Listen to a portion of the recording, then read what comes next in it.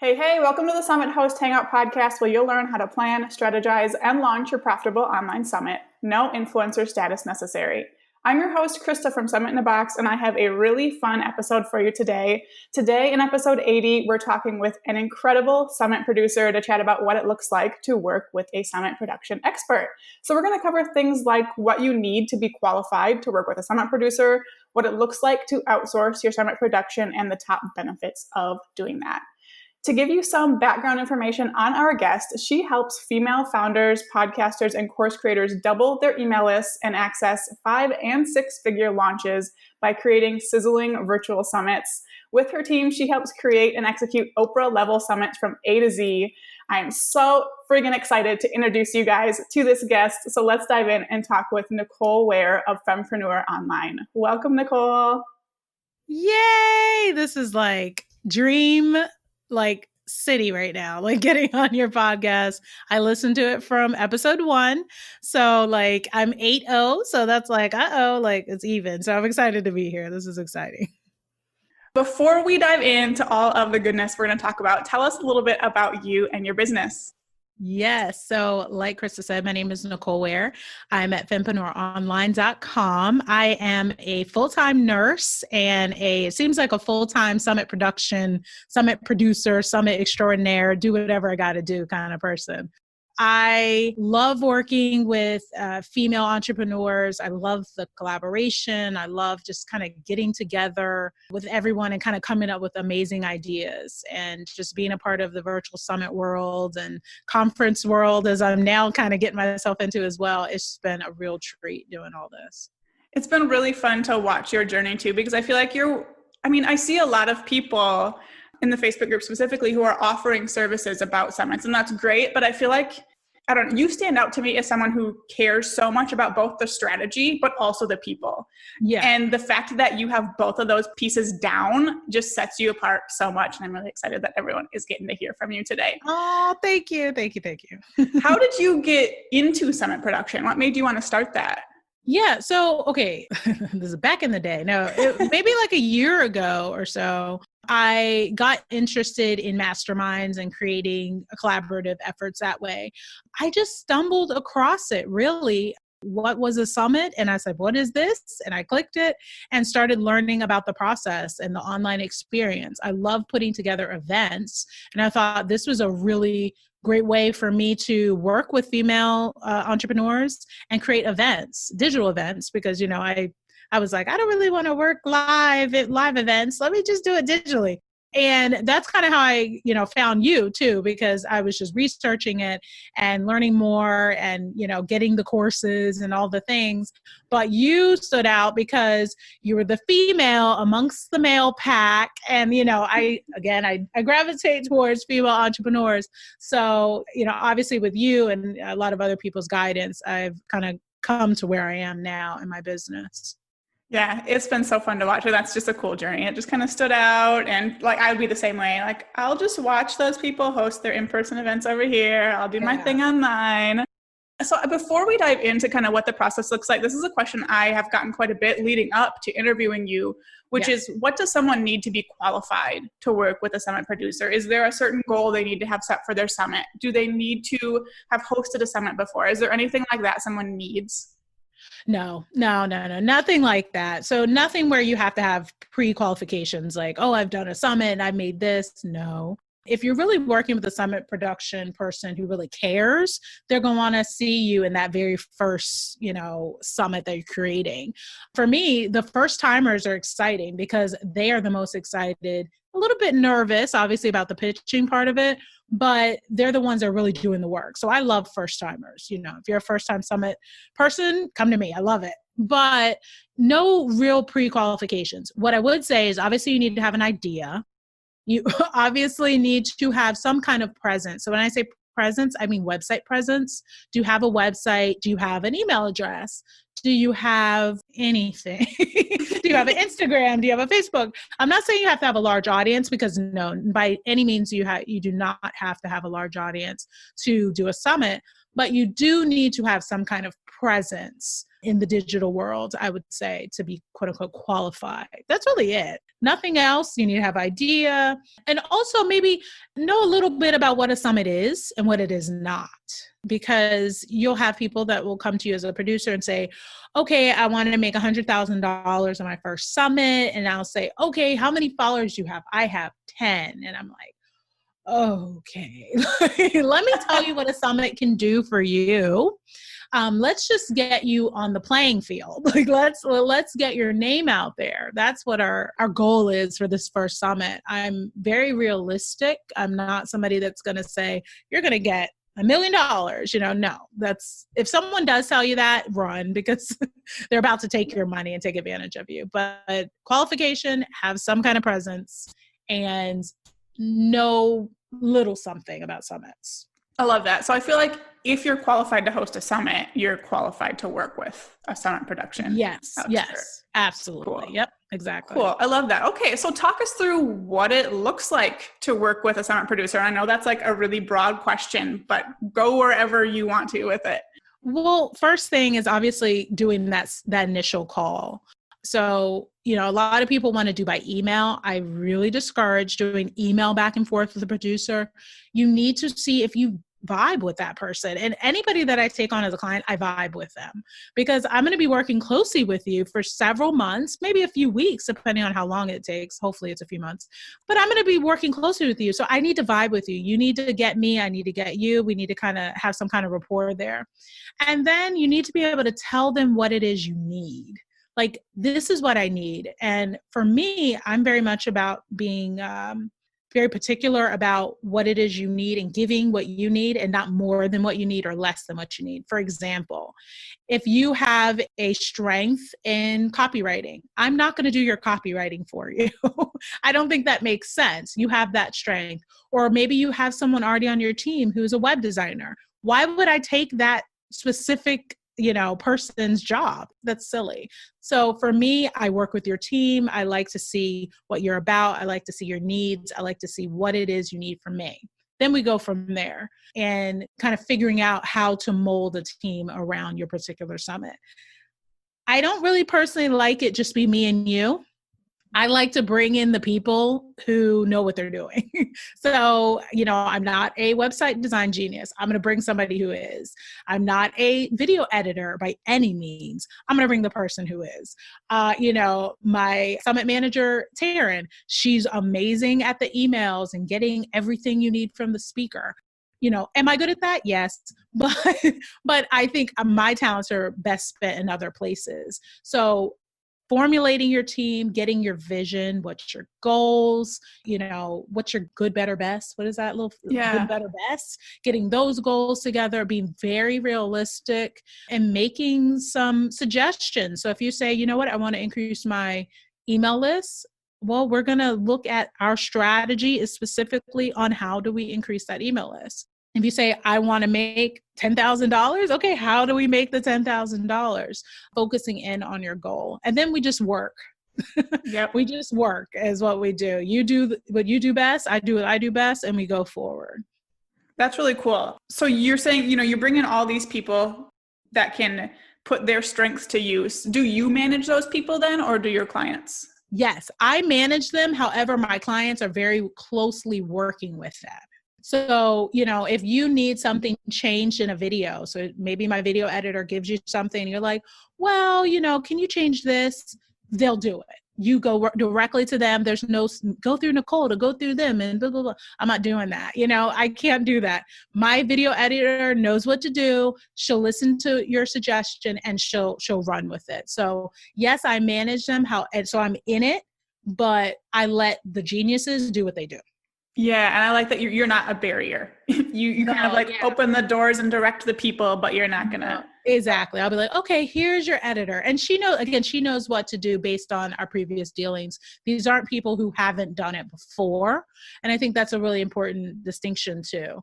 Having people a part of your team that have done it before. You may be the newbie there, but my editor is not the newbie. My Facebook community manager is not the newbie. My manager is not the newbie.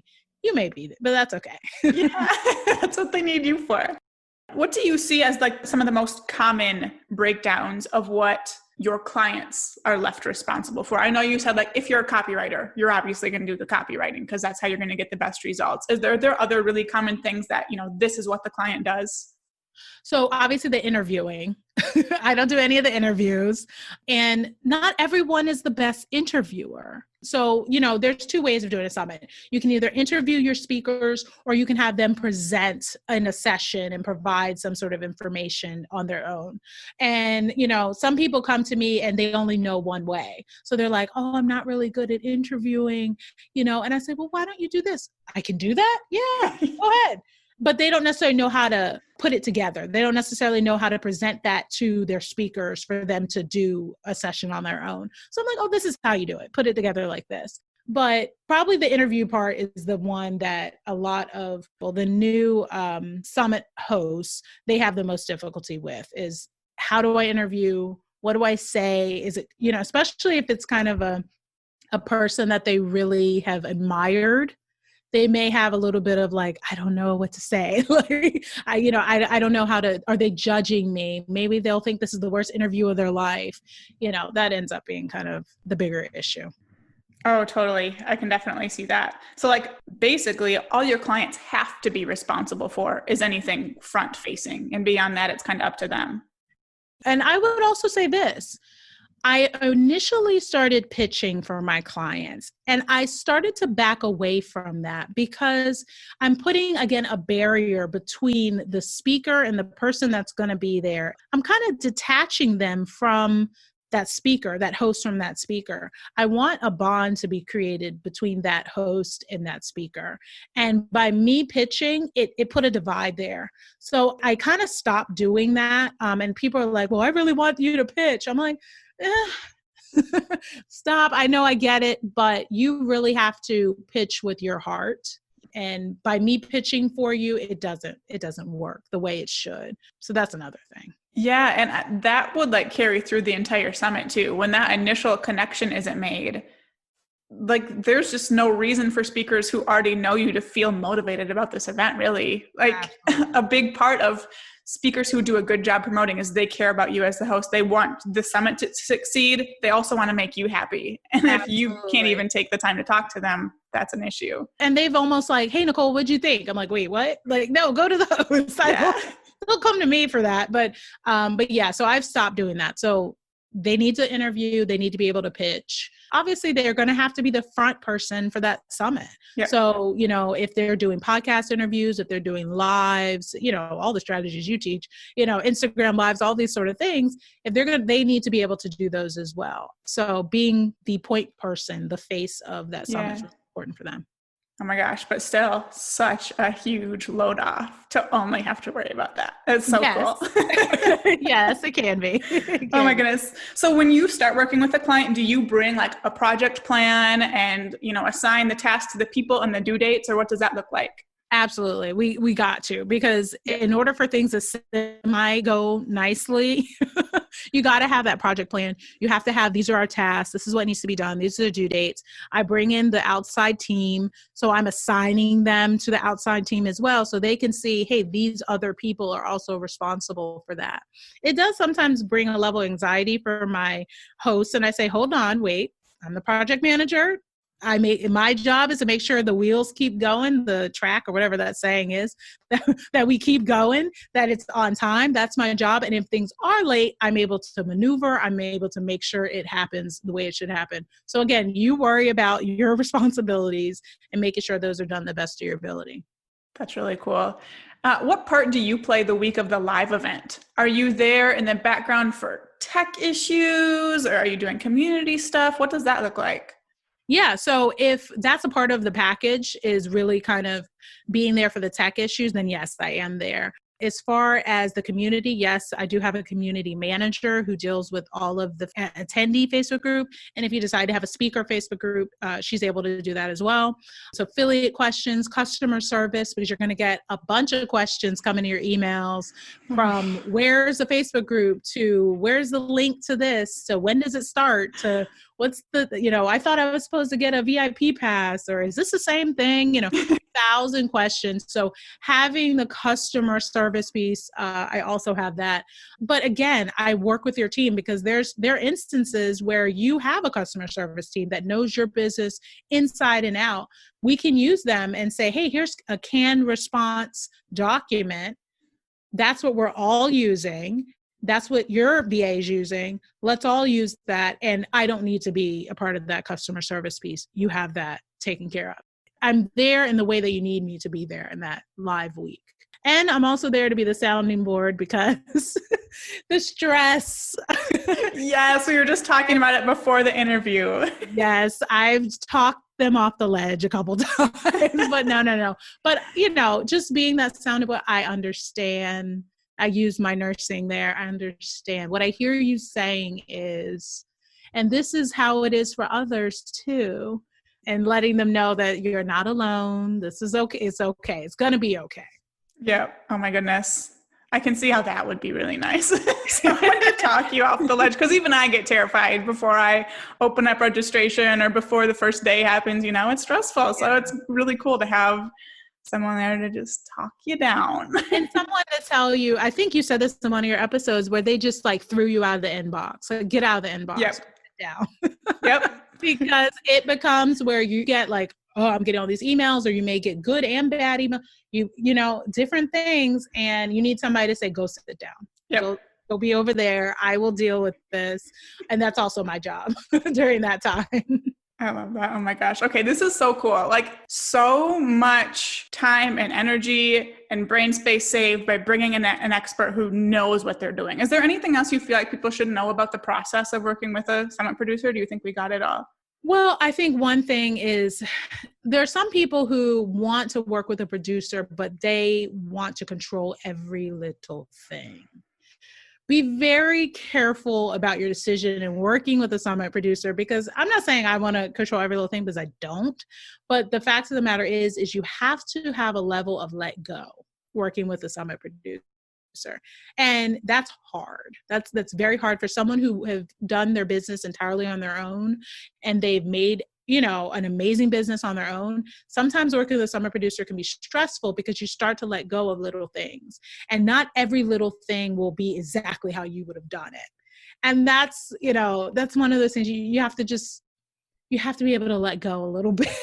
Yeah. Trust. And there's other people that now are going to be a part of your event that are going to do what you've asked, but obviously it may not be exactly the pinpoint of what you thought it'd be. So, yeah, but I would say most of the time that's for the better, right? Because you're bringing in someone who knows what they're doing. Yes, but at that time, the person don't feel that way. They don't feel, they know what they're doing. No, they're like, they're not doing it the way I want it, Yeah. So just if you're one of those types, I'd steer clear.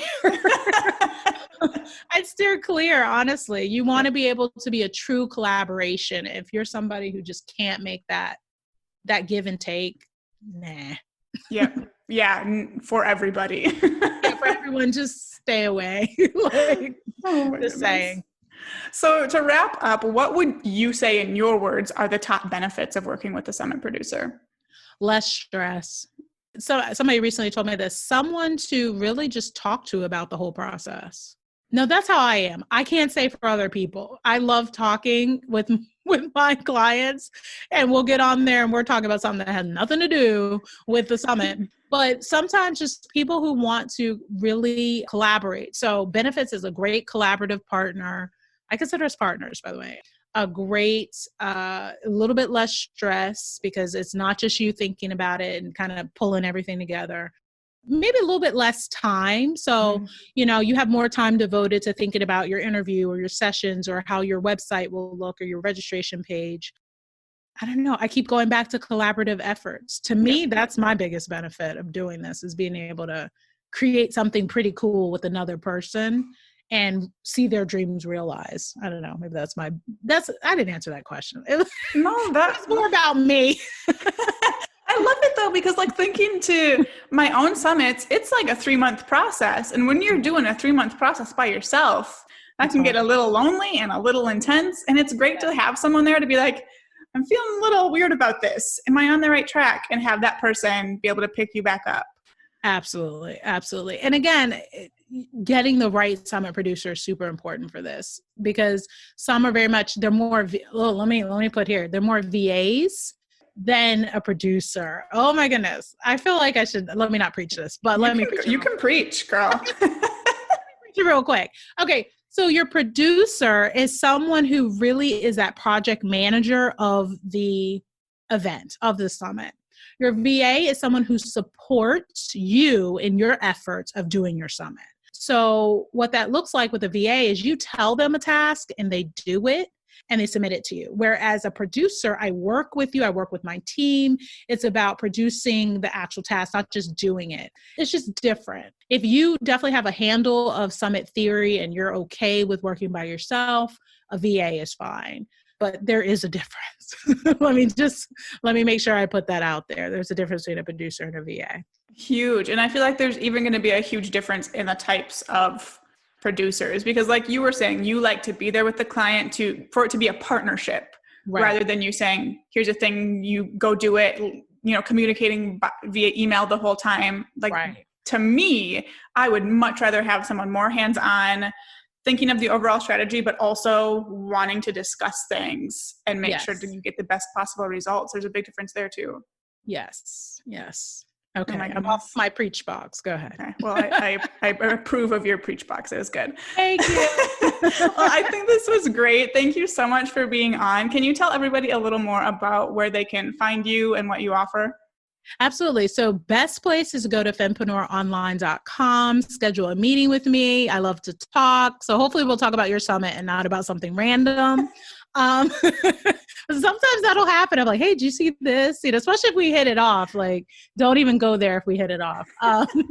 But yeah, like just go there. And even if you just want to chat or you want to network with me, also go there. There's a link for you that you're able to just have a chat with me and we can talk about summits and different things and collaboration and what that means. I love it. Thank you so much. You guys, if you are thinking of hiring a summit producer, please check out Nicole. She's the real deal. She has these strategies down. She cares about you and your summit, your attendees, your speakers. Like, go find Nicole. But thank you so much for tuning into this episode. For show notes and resources mentioned, head to summithosthangout.com/080.